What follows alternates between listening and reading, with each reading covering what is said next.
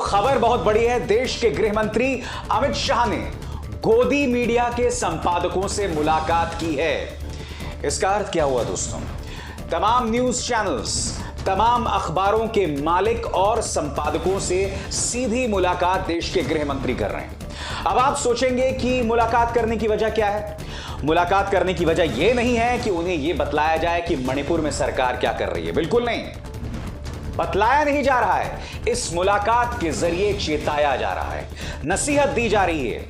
मेरे सूत्र मुझे बता रहे हैं कि इस मुलाकात में गोदी मीडिया के संपादकों, अखबार के मालिकों को यह नसीहत दी गई कि मणिपुर को लेकर भारतीय जनता पार्टी सरकार के खिलाफ कोई अनाप शनाप खबर, उनके खिलाफ खबर ना चलाई जाए। ऐसी कोई खबर ना चलाई जाए जिससे प्रधानमंत्री नरेंद्र मोदी की छवि पर बुरा असर पड़ेगा। मगर आज मैं एक सवाल पूछना चाहता हूं। गोदी मीडिया अगर अमित शाह से मुलाकात कर रहा है और गोदी मीडिया अगर उनके सामने नतमस्तक है तो कोई नई बात बिल्कुल नहीं है, क्योंकि आप जानते हैं पिछले 9 साल से यही हो रहा है। मगर मैं आपसे कुछ और पूछना चाहता हूं। अमित शाह ने इस बयान में कहा है कि प्रधानमंत्री नरेंद्र मोदी हर 3 घंटे में मणिपुर की जानकारी ले रहे हैं। यह अमित शाह ने कहा है, ठीक है। मैं आपसे एक सवाल पूछना चाहता हूं। कल प्रधानमंत्री सीकर में थे, राजस्थान के सीकर में, और जानते हैं क्यों थे? वहां पर वो मौजूद थे चुनावी सभा करने के लिए।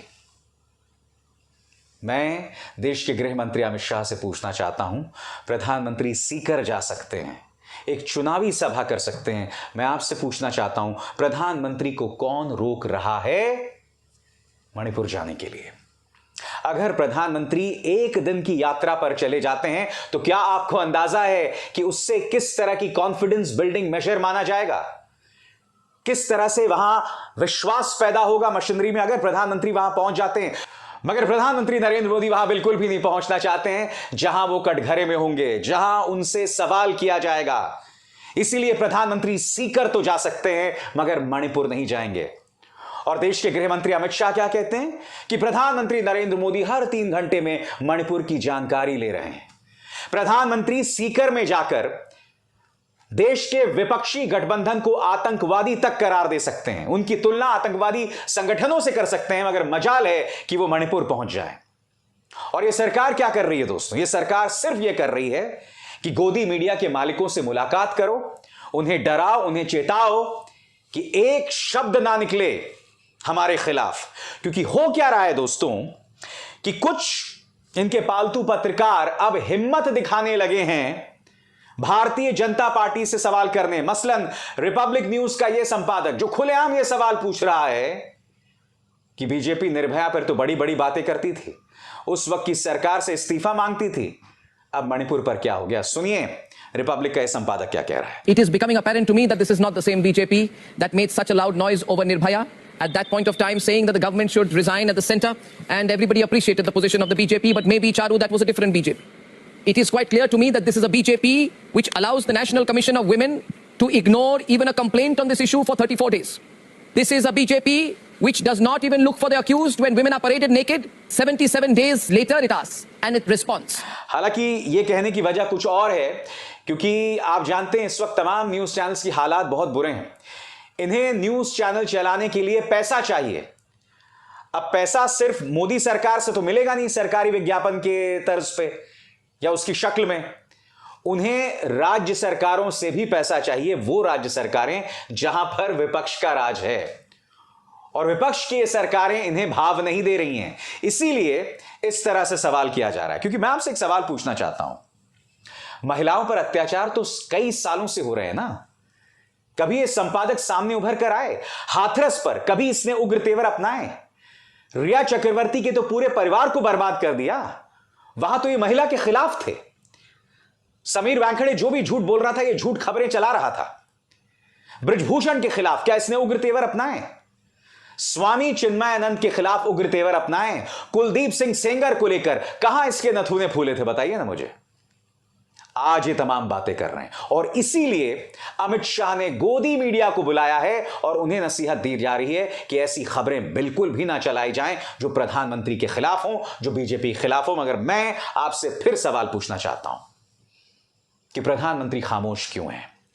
मणिपुर पर रूल 267 के अंतर्गत चर्चा को प्रधानमंत्री तैयार क्यों नहीं हुए? प्रधानमंत्री मंडपम जा सकते हैं और वहां पर ड्रोन उड़ा सकते हैं, और आप जानते हैं उस ड्रोन को लेकर भी क्या खबरें आ रही हैं। दोस्तों, कार्टूनिस्ट मंजुल ने यह वीडियो डाला है अपने ट्विटर हैंडल पर। इसमें प्रधानमंत्री को दिखाया गया है ड्रोन उड़ाते हुए। अब मैं तो नहीं जानता हूं प्रधानमंत्री को ट्रेनिंग है या नहीं है, क्योंकि हर कोई व्यक्ति ड्रोन नहीं उड़ा सकता। अब इस वीडियो में यह दावा किया जा रहा है, और मैं इसकी स्वतंत्र रूप से पुष्टि नहीं कर सकता, कि दरअसल प्रधानमंत्री खुद ड्रोन नहीं उड़ा रहे हैं, कंट्रोल कोई और कर रहा है। मगर चूंकि देश की जनता को दिखाना है कि देखिए प्रधानमंत्री ड्रोन उड़ा रहे हैं, बस सिर्फ यह तस्वीर दिखानी है, इसीलिए कैमरा से यह तस्वीर ली गई है। जबकि असल में इस तस्वीर में कथित तौर पर कोई और ड्रोन चला रहा है। यह है मोदी नीति। प्रधानमंत्री का चेहरा हर तरफ दिखाया जाए, मगर असली काम कोई और कर रहा होता है। जिम्मेदारी से बचा जाए, जवाबदेही से बचा जाए, जिस तरह से ये लोग मणिपुर में जवाबदेही से बच रहे हैं। ये ड्रोन उड़ाया जाना दरअसल उसी का प्रमाण है। आज विपक्ष काले कपड़े पहनकर प्रधानमंत्री नरेंद्र मोदी से अपील कर रहा है कि संसद में आओ, संसद में आओ। यह तो अपने आप में बहुत शॉकिंग है। इतनी बड़ी घटना हो गई, मगर मजाल है प्रधानमंत्री नरेंद्र मोदी संसद में आ जाएं। देखिए काले कपड़े पहन के किस तरह के नारे लगाए जा रहे हैं। प्रधानमंत्री सदन में आओ, सदन में आओ, सदन में आओ, सदन में आकर जवाब दो, जवाब दो, जवाब दो, मणिपुर पे जवाब दो, जवाब दो, जवाब दो, जवाब तुमको देना होगा, देना होगा, देना होगा, वरना गद्दी छोड़ना होगा, छोड़ना होगा, छोड़ना होगा, जवाब तुमको देना होगा, देना होगा, देना होगा, वरना गद्दी छोड़ना होगा, छोड़ना होगा, छोड़ना होगा। मैं फिर आपसे सवाल पूछना चाहता हूं, क्या इस देश में सब कुछ मीडिया मैनेजमेंट के जरिए होगा? यानी अमित शाह गोदी मीडिया के संपादकों से मुलाकात करते हैं, खबरों पर कंट्रोल लाया जाए।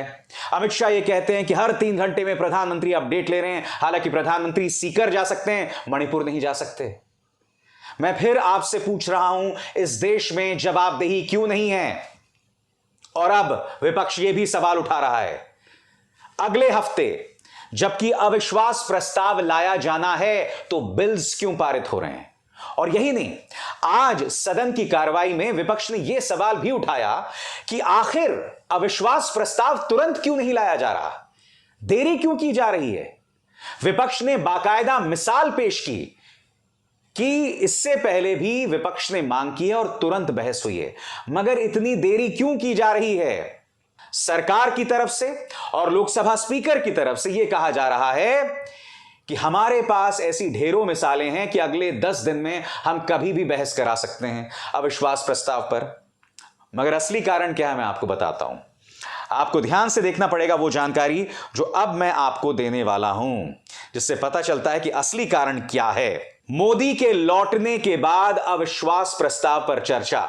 1 अगस्त को प्रधानमंत्री मोदी का महाराष्ट्र दौरा, वहीं प्रधानमंत्री नरेंद्र मोदी का 1 अगस्त मंगलवार को महाराष्ट्र जाने का कार्यक्रम है। ऐसे में बुधवार और गुरुवार को अविश्वास प्रस्ताव पर चर्चा, जवाब और मतदान कराया जाएगा। दोस्तों, सब कुछ चुनावों के हिसाब से होगा। प्रधानमंत्री सीकर जा सकते हैं और मंगलवार को महाराष्ट्र भी जा रहे हैं, और मकसद सिर्फ एक है, चुनावी रैली, चुनावी रैली, चुनावी रैली। और बलि किसकी चढ़ रही है दोस्तों? मणिपुर की। मणिपुर की कोई बात नहीं करना चाहता है। प्रधानमंत्री सिर्फ चुनावी सभाओं में अपना ध्यान लगाना चाहते हैं। विपक्ष चिल्ला चिल्ला के बोल रहा है कि प्रधानमंत्री नरेंद्र मोदी संसद में कब आएंगे, मगर इस बात का जवाब कोई नहीं देना चाहता है। सब कुछ मीडिया के जरिए मैनेज किया जा रहा है।